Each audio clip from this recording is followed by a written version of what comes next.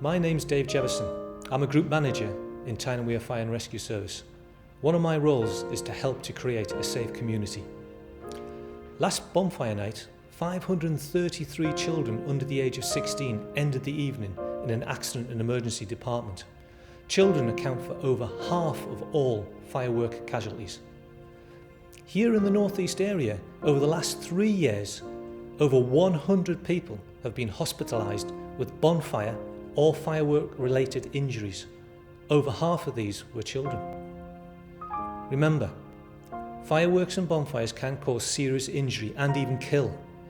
Even sparklers burn at over 2,000 degrees centigrade. That's over 10 times hotter than the oil in the chip pan. It is an offence to throw fireworks in the street or other public place. You are liable, if caught, to a fine of £5,000. Illegal bonfires will be removed by your local council. You're now going to hear the stories of 4 local teenagers whose lives have been changed forever by fire.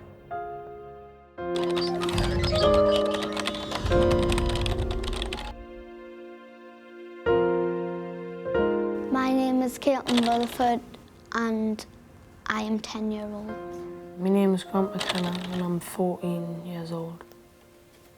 Hello, my name is Thomas, I'm 12 years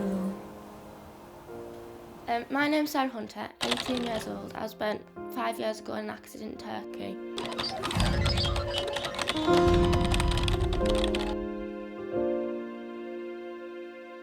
It was 3 years ago, and what happened was that I was just playing on a trampoline with my friend, and then this little boy decided to get a lighter for his grandma, and he decided to light my skirt on fire.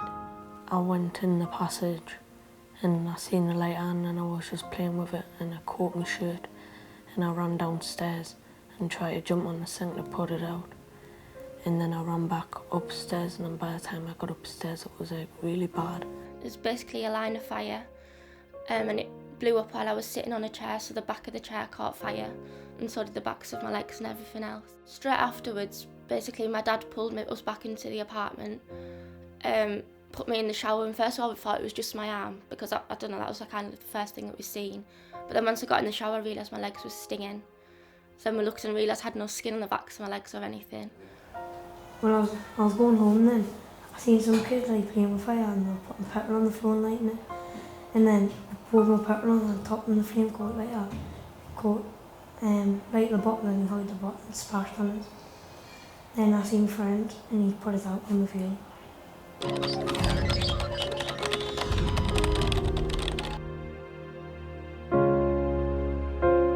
I was in hospital for 6 weeks.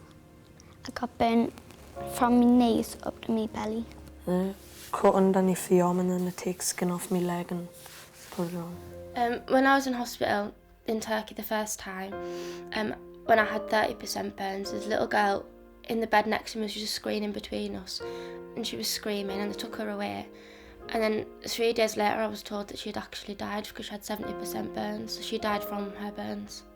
So when I was in the private hospital, I was literally on like a sterile sheet and that was it. So whenever they come to clean, well I say clean me, literally rubbing my legs, that I had to like peel me off the sheet because I had no skin on and they didn't put bandages on. When I got to hospital, they put cling film on my legs, give a needle and give some painkillers and then clean my leg. They had to take skin off my bottom of my leg and put it on the top of my leg. And I get lots of dead skin peeled off. The accident was 7 years ago, but I still go in for skin grafts. I've had 3 operations and I will need more.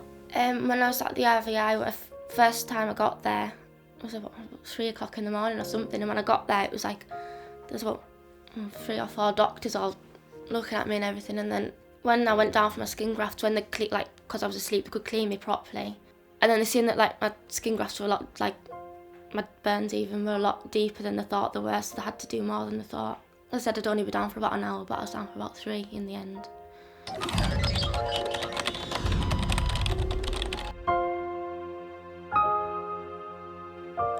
So my burns were on the backs of the tops of my thighs and the backs of my calves and just this part of my arm here. So they took the skin from the tops of my thighs. They can take a little bit of skin and then they stretch it, so it's 4 times over. So, but they use staples to like put the skin on. So after that, it hurt more like once they were cleaning it, because they use like silver in the cream. So once it's like even just the donor sites as well, when they cleaned that, it was like, it'd be like 20 minutes after I was back in my room and it would just sting and sting. It was horrible. When they took the staples out of my legs, that was horrible, because some of them would get stuck as well, where your skin would heal over the top of them. That hurt a lot. It's very, very painful. It's like horriblest pain you can ever feel in your life. When I get the dressing machines, it's like blisters, and then they need to pop and pull the skin off and push down hard and wipe it and that, and like wash the blood and pull like the bits of the side of the scab and that and clean it. It was very painful. That was it. And one time they took me down like to like a proper cleaning bit with like surgeons and stuff, and I couldn't even tell you what they were doing. Like, it just felt like they were like rubbing the skin more off my legs. It didn't feel like they were cleaning it or anything. And that just hurt so much. Like, the next time I went down, Mum said that I wasn't going again unless they put me to sleep, because it was awful that time. The treatment did hurt a lot, even though it was helping.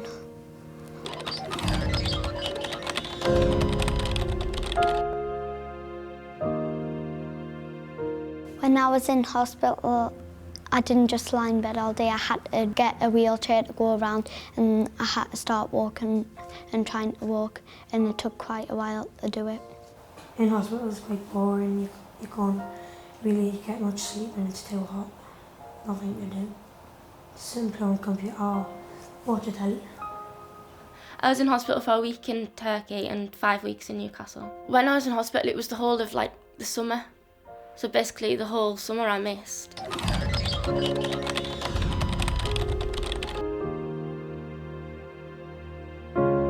So it's not so much what I can't do really, it's just what like I used to do before my accident, and then afterwards I just haven't got back into doing things. Like, I did trampolining as well. Like, I probably wouldn't do that competition anymore, because you'd have to wear like a little leotard and things like that. If I go out in the sun, I've got to put 50 factor sun cream on and not stay in the sun too long. Otherwise, like, it will affect my burns. The thing I can't do now is I can't play out like normal kids and wear skirts. I've got to always wear pants to cover up my legs, and I've got to put cream on. If I go on holiday or down the beach, I've got to keep my legs covered up, but I can go out to play. Just keep my legs away from the sun.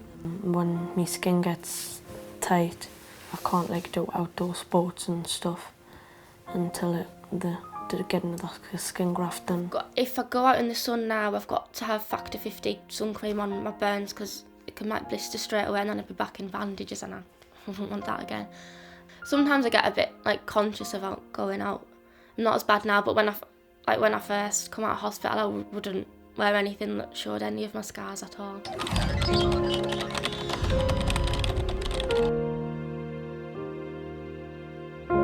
Even though the accident was 3 years ago, I'm still receiving treatment now. And I think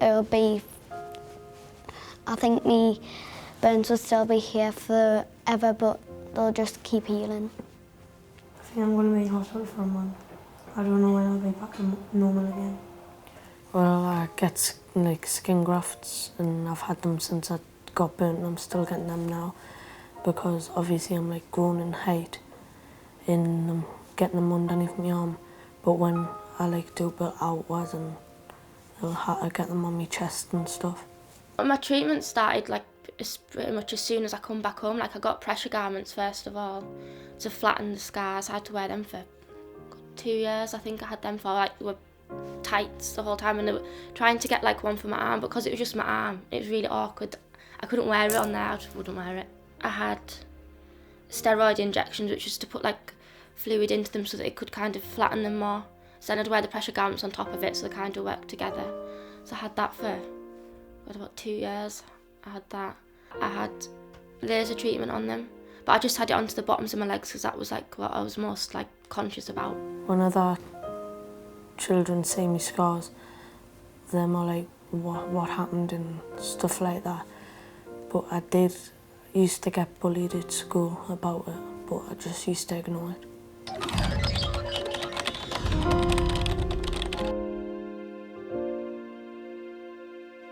It's really easy to get burnt. I didn't think it was going to happen to me. I wouldn't want it to happen to anybody else. It's not just a burn and that's it, it's for the rest of your life. Don't know, just be really careful on bonfire night because I wouldn't want to see it happen to anybody else. I would say the danger of playing with fireworks and fire, you shouldn't play with them or go near them. They can really hurt you and they can really give you damage and put you in hospital for quite a while. And just keep far away from fire and only let adults set off fireworks and bonfires. Don't mess around with fire, you can get seriously hurt and scarred for life. Tyne and Wear Fire and Rescue Service would like everybody to have a fun and enjoyable bonfire night, but please have a safe one. Wherever possible, go to an organised display. These can be found on our website. Thank you for listening.